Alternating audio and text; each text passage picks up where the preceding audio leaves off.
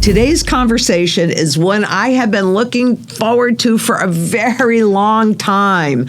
My guest is a man whose work has pulled back the curtain on the hidden systems that shape economies, topple governments, and transfer wealth on a global scale. He is the best-selling author of Confessions of an Economic Hitman, a groundbreaking book that exposed how nations had manipulated through debt, coercion, and economic dependency.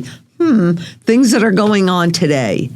But for decades, John Perkins has been sounding the alarm on what he calls the death economy, a system that's built on exploitation, extraction, and endless expansion. And if you've been following this channel, then you already know that here at Zang International, we've been warning about many of the same structural issues: unsustainable debt, currency devaluation, inflation, wealth transfer, and the erosion of financial freedom. We're at the end of this currency's life cycle.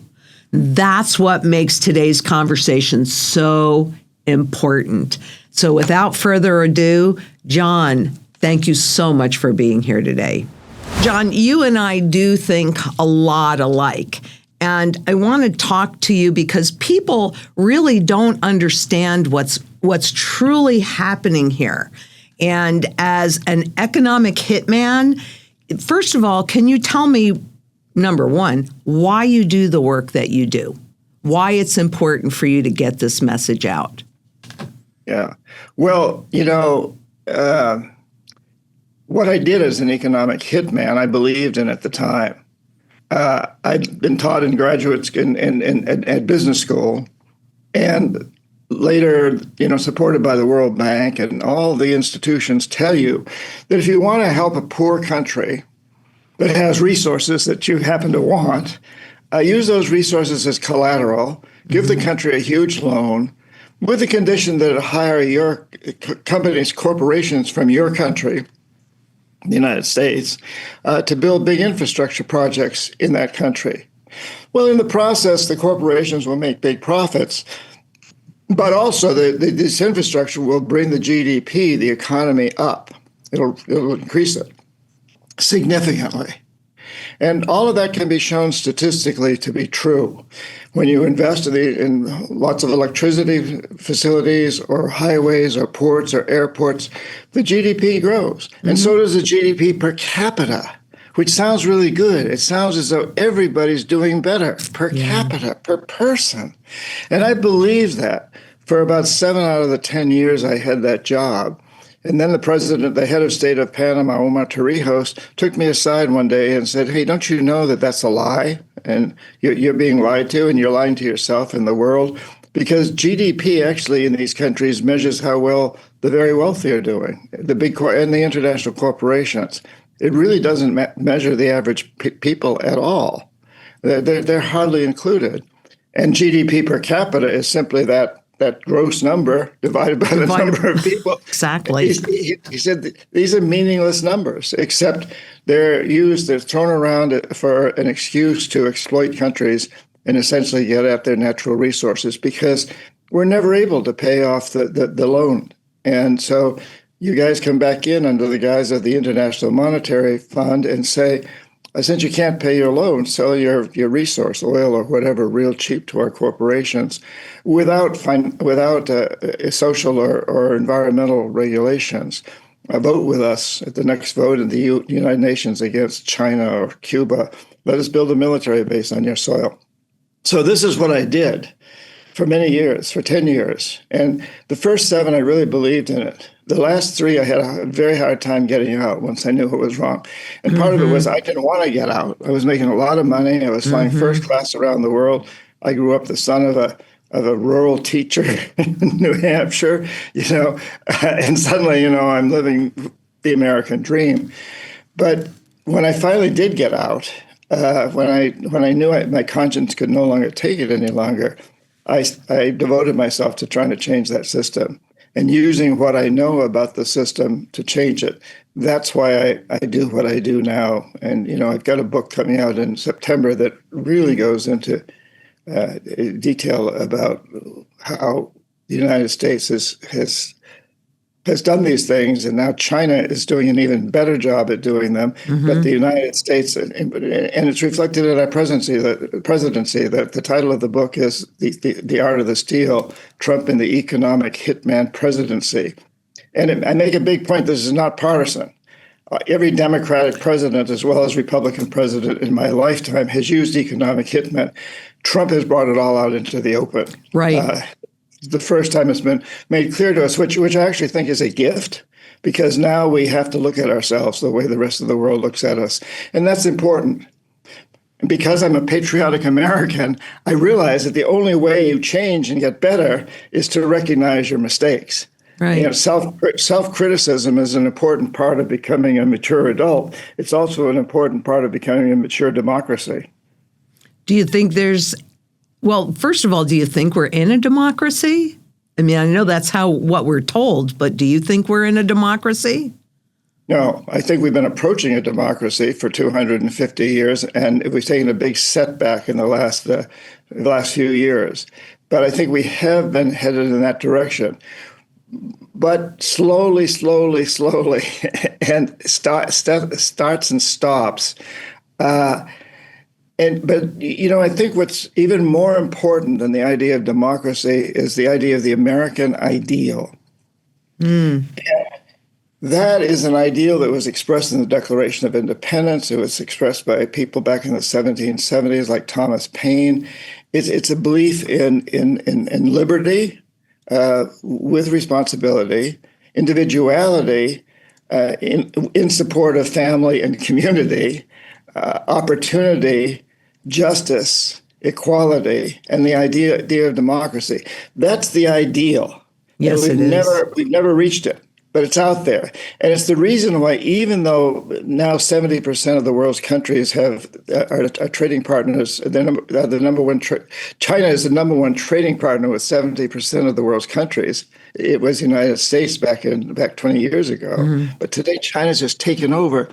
But people don't want to move to China from those countries. They want to come here. And they don't want to deal with us commercially. They don't like our military bases. There's a lot they don't like about our policies, but they love the ideal. We have this ideal. And I think that's a terribly important thing to recognize, that we still are a world leader, and we have the opportunity to turn this American ideal into a global ideal. And it's a beautiful ideal that the world should have. I don't think you necessarily have to have a full democracy to satisfy the ideal, but you do have to be striving toward those characteristics that I mentioned earlier. Well, I agree with that. But do you think the elites are going to do it for the public, or does the public really needs to take their power back? I mean, there was a time in history when the public had power, even though we didn't realize that we had that power, and that's when we had the redeemable gold in the system. Mm-hmm. Yeah, leadership has always been the factor that determined where the human species was going to go, or is going to go. We are essentially a herd animal, and we follow a leader, but to what degree? And that's where the real question comes in. So an autocratic leader, sorry, it's a little early still. It is a little early. Have some coffee, John. My coffee here. An autocratic leader wants to convince everybody that the country's in bad shape, that there are external threats and internal threats, that we don't have enough of this, we don't have enough oil, we don't have enough whatever, we don't have enough whatever. And there's the four pillars of the economic hitman strategy, which are fear, debt, anxiety over insufficiency, and divide and conquer. So an autocratic leader uses all of these to convince people that things must change and that the country's in a bad shape and he's the only savior. And a democratic leader, one who heads in that direction, doesn't do that. He says, yeah, we've got these problems, we've got these issues, and we need to all work together. and the Republicans and the Democrats and the blue states and the red states need to work together. It's not about divide and conquer. It's about uniting. Yes. And that's a major difference. And so, but I think it's important to recognize that the leader is incredibly important because we are a herd animal, but we determine who the leader is. And so from that standpoint, it's important. Plus, there's a lot of individual things that we can all do. And in this, my new book, which comes out later this summer, I outline very extensively what people can do, what you as an individual and every different individual can do. And I can go into some of that in detail later on if you like. Would actually love you going into that in detail, because our battle here at Zang International is to get sound money. I mean, really not pegged, but actual sound money, redeemable gold back in the system again to give the public back their power. So we've been working on that in here and to help the individual know what can they do. So I'd appreciate it if you'd go into that. Yeah. And I think you have to be careful that gold is not a silver bullet that'll do that. I mean, we had gold as the currency back under some pretty oppressive administrations before 1971 when we went off the gold standard. So it can go, we had, yeah. We could probably talk a little bit about that, but I want to. Sure we could. but I think, so there's a whole long couple of chapters about what we can do as individuals. But to cut it short here, I think in the final analysis, it's to recognize that we all can take individual paths. We can go different routes, different paths. Mm-hmm. There is no one path that's the right path, as long as we head for the same destination. Mm-hmm. And that's to recognize the American ideal, or to transform a degenerative economic system, which we call a death economy, to a regenerative system, a life economy. So if we all head for that path, if we all take different paths, but we head for that destination, we'll get there. And so I ask people, on top of the other things that I write about in the book, I say, ask yourself 5 questions. And the first question is, what do I most want to do for the rest of my life? What will bring me the greatest satisfaction? Because if we don't do that, we're never going to be successful. We may make a lot of money, but we won't really be successful, and we won't be prosperous on an individual basis.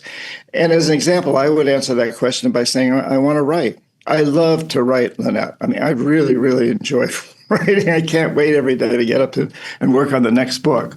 But I have a carpenter friend who says, I want to work with my hands in wood, sort of the opposite end of the spectrum from writing, And the second question is, how do I do this in a way that transforms the degenerative economic system to a regenerative one, or that realizes the American ideal?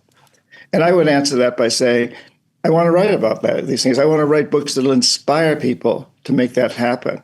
And my carpenter friend would say, I'm only going to use sustainable materials. And I'm going to plant a tree for every tree that I use up. Third question is, what's stopping me? What's keeping me from doing this? Mm-hmm. What's the voice out there that's telling me, oh, you can't do this. You're not big enough. You're not little enough. You're not good enough. You're not smart enough. You're the wrong gender, whatever. You're the wrong color, whatever. And so for me as a writer, I might say, well, I had an English teacher that said I was a lousy writer, so I can't write. Mm-hmm. And for my carpenter friend, he might think, well, my clients don't want to pay the extra price for sustainable materials. And then the fourth question is, when I really confront that thing that's holding me back, when I face it instead of running from it, when I don't deny it, when I go into it, how does it change my perception? Because we know that when we change our perceptions, we change our reality. We change our actions, we change our reality. So I, as a writer, would say, well, wait a minute. That English teacher never published anything. Well, why should I listen to him? What does he know? I know I'm a good writer. I'm going to write. He just put him in the background. And my carpenter friend would say, well, I'm going to tell my clients that the extra price is not a cost. It's an investment in the future. And the fifth question is, then what actions do I take immediately? Mm-hmm. And I think, if we all orient ourselves this way to doing what we most want to do, and doing it in a way that promotes the American ideal, or promotes, transforms the death economy to a life economy, we'll get there. You can be a podcast host. I can be a writer. My friend can be a carpenter. Someone else can be a teacher. Someone can be a plumber. Someone can be a parent or a student or whatever. But we can all ask ourselves these 5 questions fairly frequently, because the answers will change over time. They will, and it's a really valid point in that. I mean, for me, I look in the mirror, and I really do this, and I look and I say, well, if not me, who? And if not now, when? And I think, and that's what I task a lot of my viewers to look at. And and you take on a mission, right? What is your passion? What are you passionate about? What will fulfill you and make the world a better place? Exactly. Right? And how can we do this inside of community? Because it has been, you brought up divide and conquer, and it's definitely been that, especially since the 70s. And, a lot of this, you talk about the intentionality of a lot of these moves. I call that perception management, because if the government and the central banks and the corporations can manage how you think, then they can nudge you to go in the direction that they want you to go in and get you to think it's your free will. But can you comment on that, the illusion that we really have in shifting our destiny, right? Because what you're talking about is intentional living that is additive to the world, the community, and for the future generations to come, right? Mm-hmm. Yes. Well, we're bombarded by messages that basically support this idea of anxiety over insufficiency, this economic hitman, one of the 4 pillars. You don't have enough. You may have a yacht, but it's not as big as that guy's yacht. You may have a decent home, but it's not as big as the people down the street. And so on and so forth. You may have a college education, but you don't have a master's or a PhD or whatever. And it just goes on and on and on. There's not enough. So therefore, you have to fall in line with what we tell you is the way to get what you don't have. If you want a bigger yacht, you might have to cheat some people. Set up a Ponzi scheme or do something. Do like somebody did. Do like this billionaire did, who ended up ripping off people on real estate deals. I talk in my book about a friend of mine. I've been a martial artist most of my life. And I walked into the martial arts dojo one day, and another black belt, who was a friend of mine, was just going to town on the big bag, and he's kicking it and punching it, and he's obviously angry. And I know I'm going to have to spar with this guy later in the day. So I go up to him and I say, "Hey, Mike, what the hell's going on here?" And he says, "This bag is Donald Trump," and this is back before Trump was president. And I said, well, and this happened, and I was living in North Palm Beach, Florida, not very close, not too far from Mar-a-Lago, although my community was a very different one.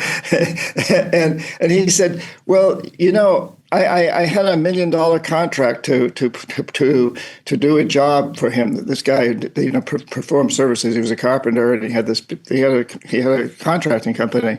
And he said, I had $1 million contract. I finished the job, and he paid me $600,000. And his lawyer, I sent my lawyer and his lawyer, and we were told, well, we'll fight you all the way, and you'll end up spending more than the $400,000 you could make if you win. So how about we settle for $650,000, or $650,000? And I've done some research and seen that that's a tendency with Trump as a business person. It's also a tendency with a lot of business people. This is not restricted to Trump. This is a way of our capitalistic system but with some people. And so you may be told, well, listen, this is the way to do it. If you want to be rich, take advantage of people, exploit people, don't pay them their due. Whatever, we get these messages all the time, eat more junk food, whatever it is, we get these messages. So it becomes very hard not to succumb to a leader who says, I will rescue you from all of this.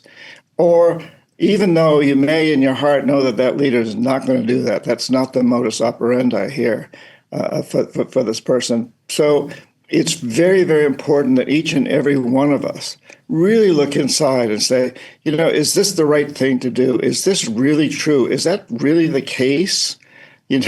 Do I really want to become a billionaire? Is that my goal in life? To screw people so I can become rich, so I can have a big yacht? Is that what I want? Is that what I'm going to feel good about when I'm on my deathbed and I'm talking to my children? Is that what's going to make me feel really good about myself? No, I don't think so.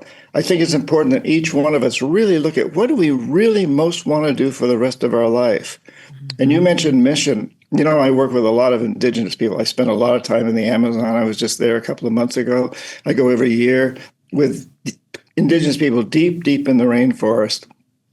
And throughout the world, and I worked with Indigenous people in many different parts of the world, they all tell you, when you're born, you come into life with a mission.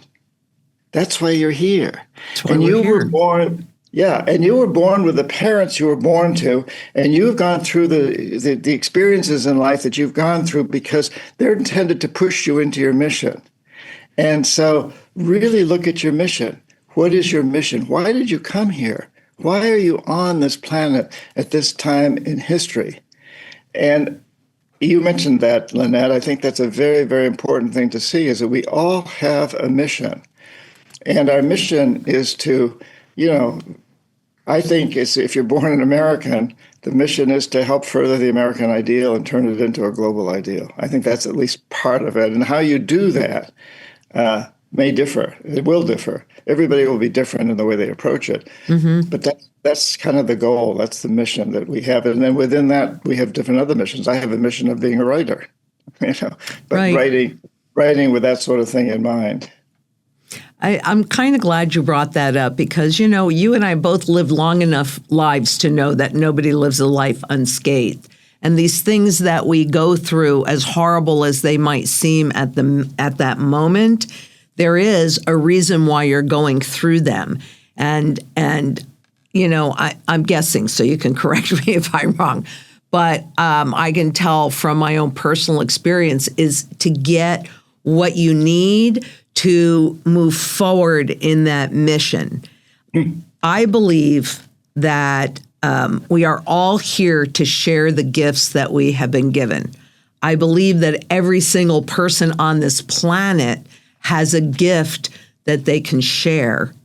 And one of my big missions has turned into is developing community, both locally, so that there's strength in numbers, because I see ahead of us things that are not really all that great to live through. So if we can come together in local community and create surety in the things we need to have a reasonable standard of living, food, water, energy, security, barterability, wealth preservation, community, and shelter, then it takes a village, doesn't it? It does. When you were working with the Indigenous people, did you notice the happiness level of those that were part of that community versus, say, here in the U.S., where we've been really kind of pushed away from each other and away from having these conversations? Did you notice a different level of, happiness, contentment, any of that kind of thing, because they're in a smaller community working together? Yeah, yes. And I'm going to answer that, but in a little roundabout way. And that is, when I graduated from business school, I joined the Peace Corps. And the Peace Corps sent me deep into the Amazon rainforest to be with this indigenous group of people who were still hunters and gatherers, living what we would call primitive lives. Before I went, I did some research on them. The name of the tribe, which is now considered a nation, is Shuar.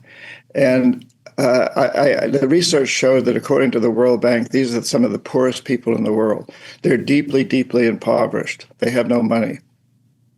When I got there, I found a very prosperous people.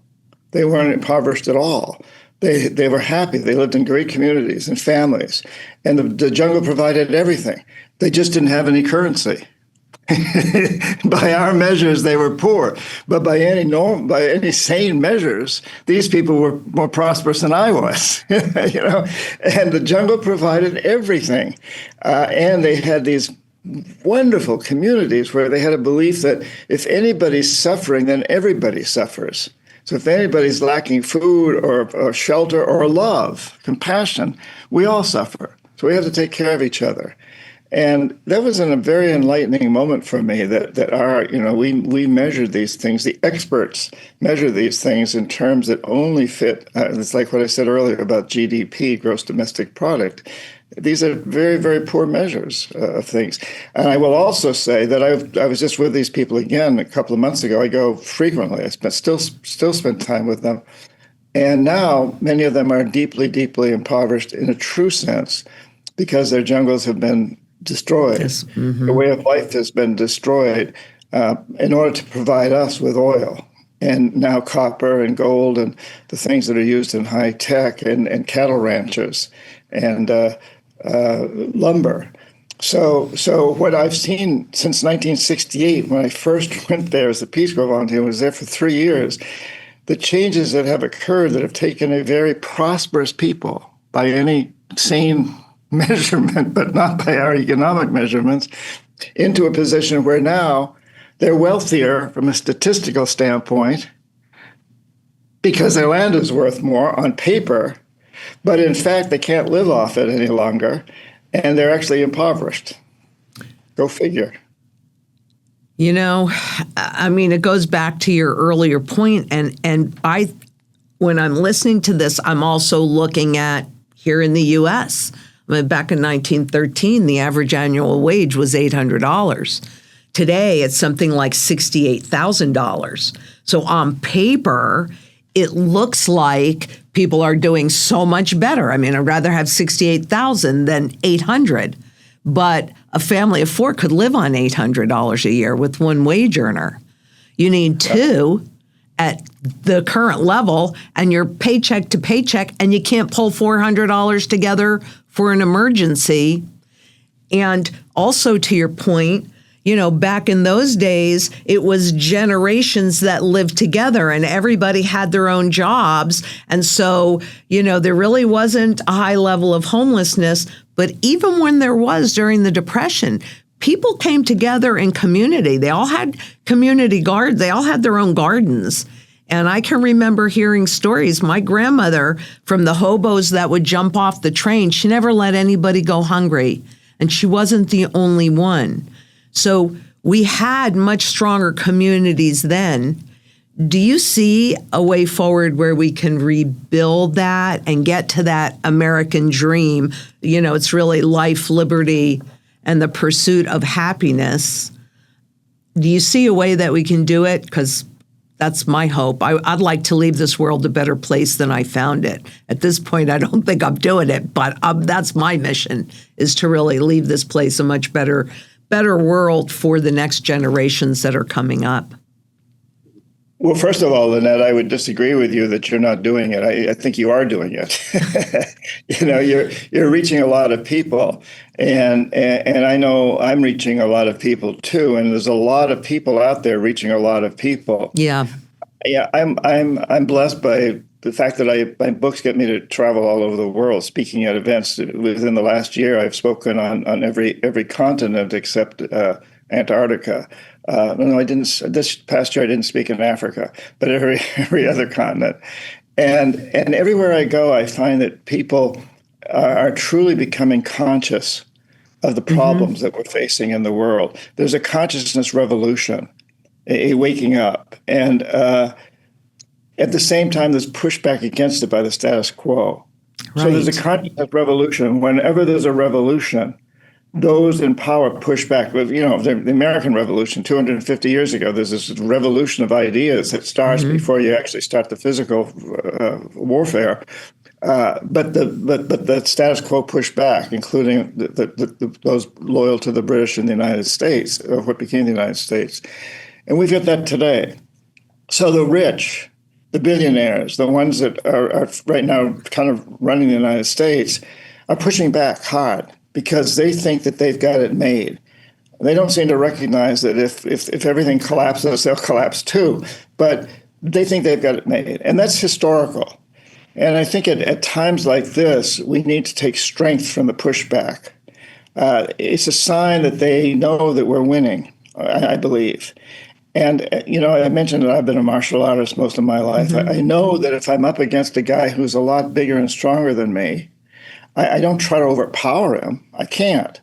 I use his energy against him. And the same is true here. When there's this pushback, we use the energy of that pushback to move forward, to propel us forward. And this is why in this new book I have, I think Trump is a great gift to us. Mm-hmm. Whether you love him or hate him, you have to admit that he's made us look at ourselves. He's forced the world to look at us in a different way. And he's forced us to really ask ourselves, what does it mean to be human beings, being human on this planet? And I think that's a great gift, that we are being forced to look at ourselves in a way we haven't for a long, long time in this country and around the world. And the Chinese, by competing with us so extensively and so successfully around the world, they're also forcing us in America to look at ourselves. And in a way, we've been forcing them all along to look at themselves. So I think this business of going inward, of looking at what it means to be human, what it means to be successful, is an important part of this process. And your program and my writings, and there's so many people out there all over the world. One place I was at this last year was Tbilisi in the Republic of Georgia, which used to be part of the Soviet Union, and is very, very aware of what's going on in Ukraine and Russia. And it was fascinating to be speaking at an event of the Young Presidents Organization, the YPO of Europe, there in this country that has this very tragic history and heroic history also. And to see how awake they are becoming, how conscious they are to what's going on in the world, to what's wrong with the world, how much we need to change. And to see that same thing in countries in Latin America and Europe and the Middle East. I was in Istanbul speaking at events there. Same thing all over, and all over the United States. People are really questioning. That's what you do. That's what a lot of things are going on right now. I do a lot of podcasts, and every one of them is moving in the same direction. What do we do? Right. How do we change? Where do we go from here?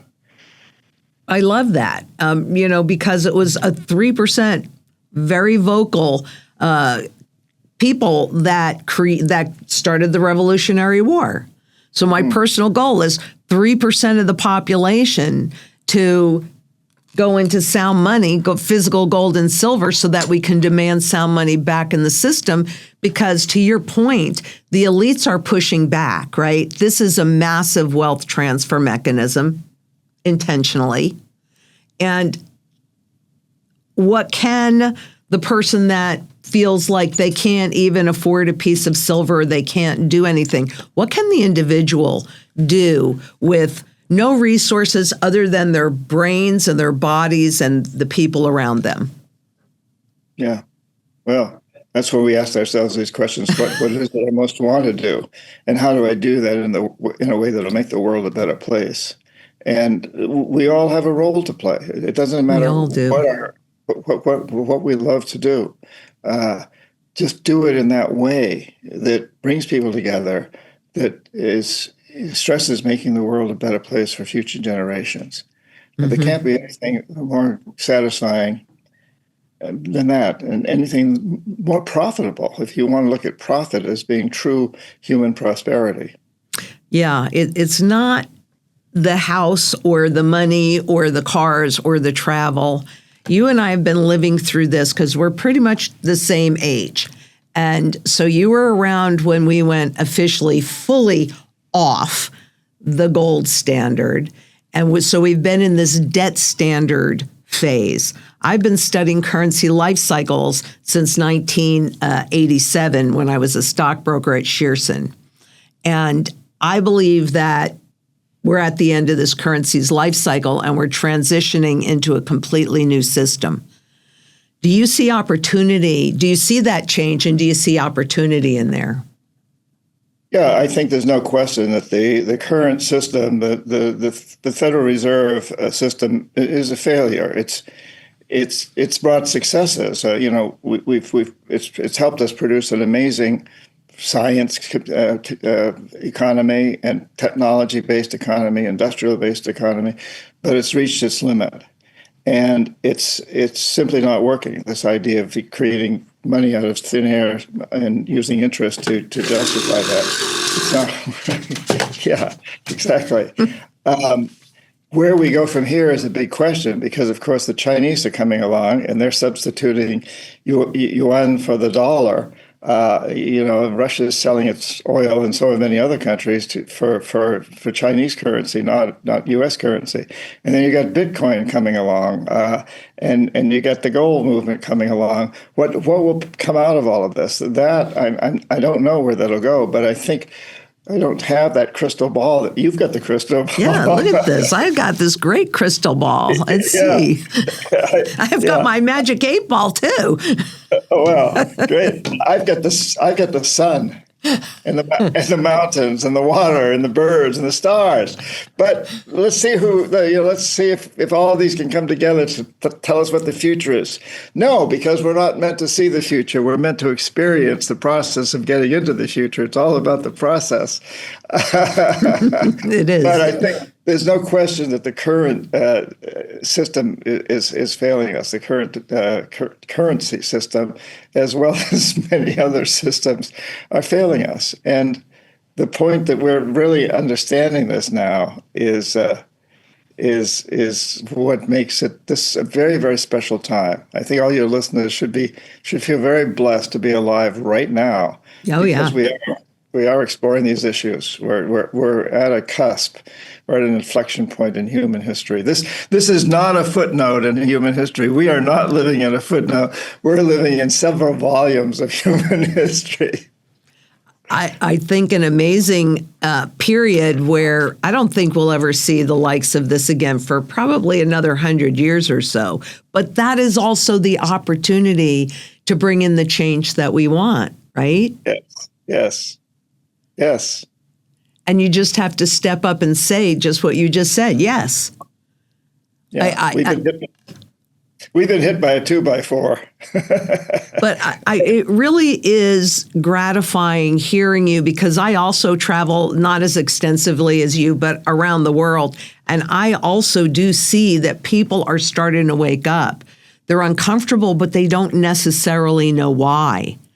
And for me, I always use the Federal Reserve Education Department's, the Fed's purchasing power chart. That's my favorite one because I think it really tells I can tell the whole story, right there.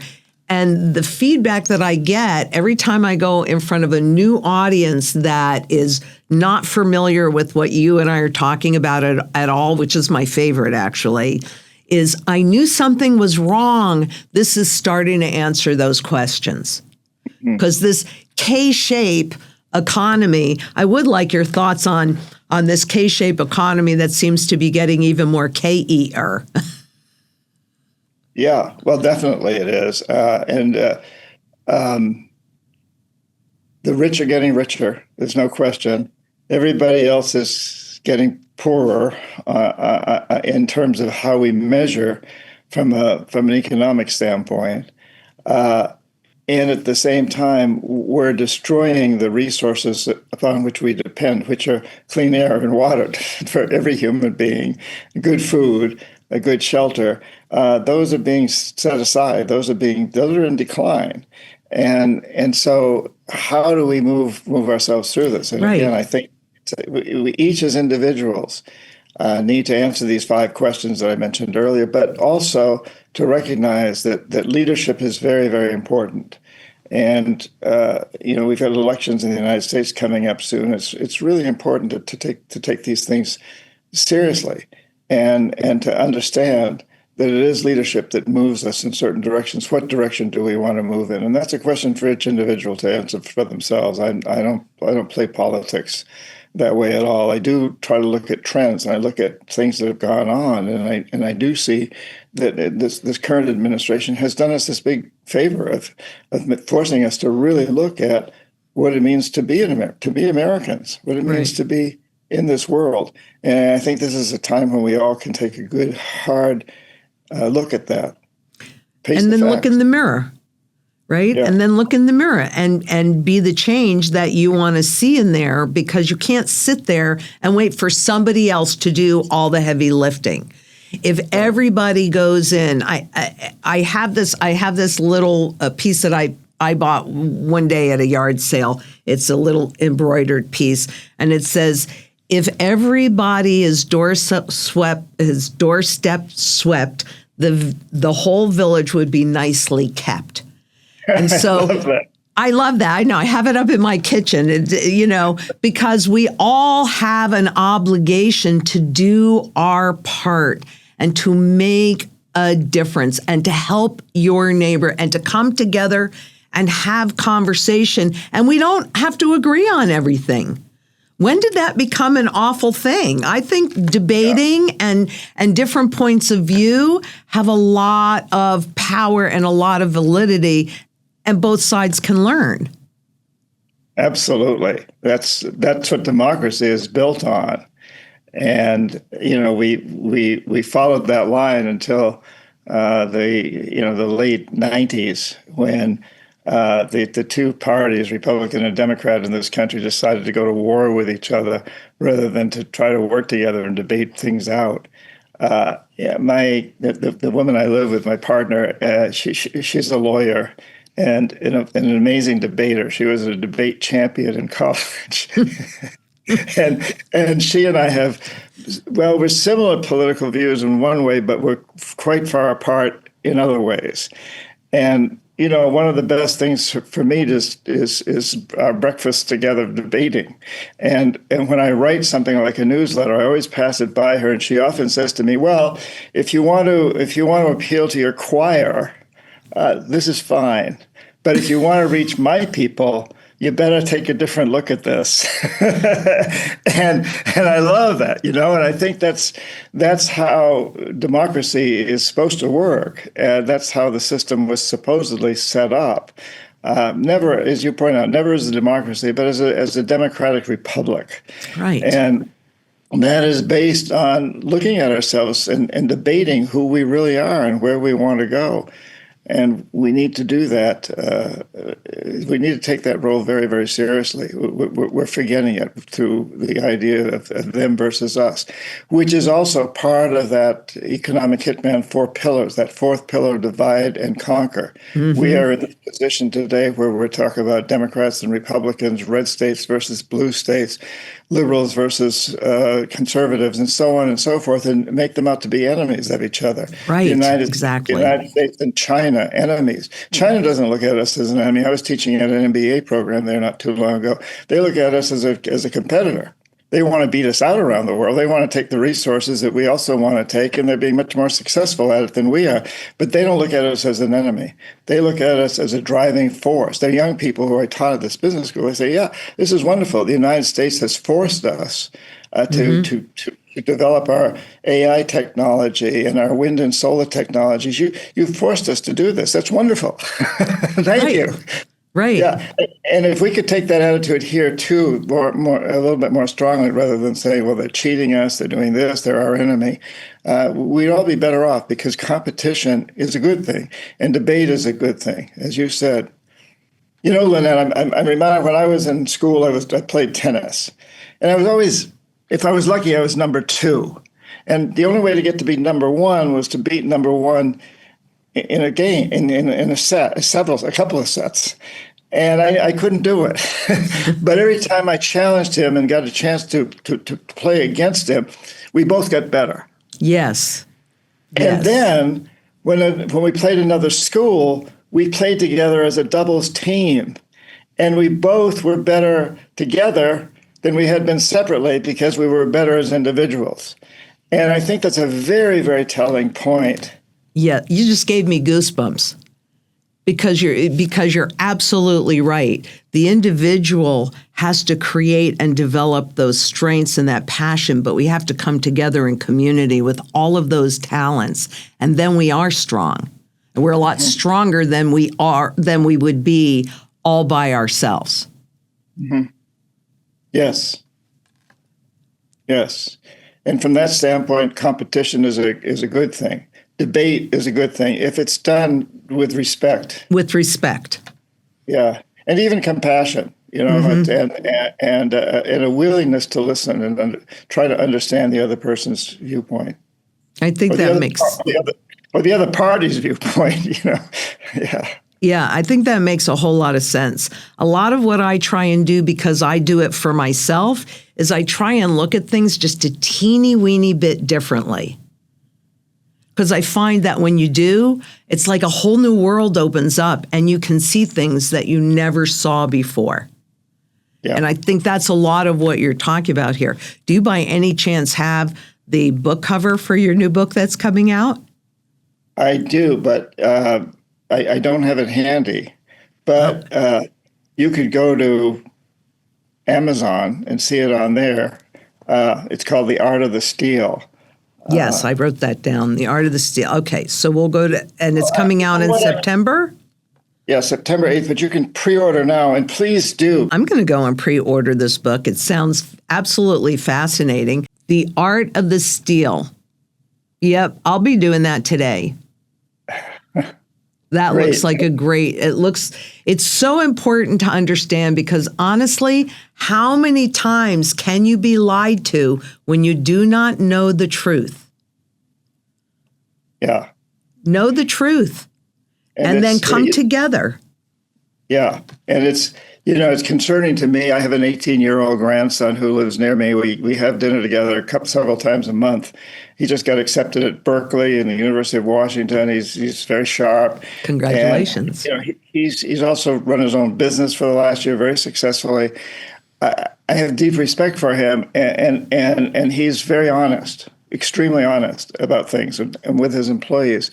But he tells me the pressures to be dishonest are so strong now. And there's almost a model out there that says, if you want to be successful, lie. He says, I know that's not true. I'm very successful and I'm very honest. But there is this impression. He says, I have friends who say, oh, don't worry about the truth. You just got to convince them that they want this, they want that. Well, our politics is to a large degree run on that. It's out there, and I think we have to be very careful of how that impacts our young people, and people around the world also who've looked to the United States as essentially a country with a lot of integrity. Never perfect. Nothing's ever perfect. Right. But now we're losing that. I just got back from Latin America, as I mentioned earlier, and people there are very, very disturbed by what's going on in the United States and the lies and the dishonesty and the willingness to break agreements that have Right. been accepted by past administrations. They're like, how can you trust us? And I had a pretty high up government official in a Latin American country a couple of months ago say to me, how can anybody negotiate with the United States, because we can't believe that the agreement will be honored. And I'm struck by, I have no sympathy for the supreme leadership of Iran at all. No Right. sympathy. But I will say I think that they're in an awkward position, because we had a nuclear deal with them that was broken. So why would they want to negotiate another nuclear deal with us, knowing full well that we could break it the next day?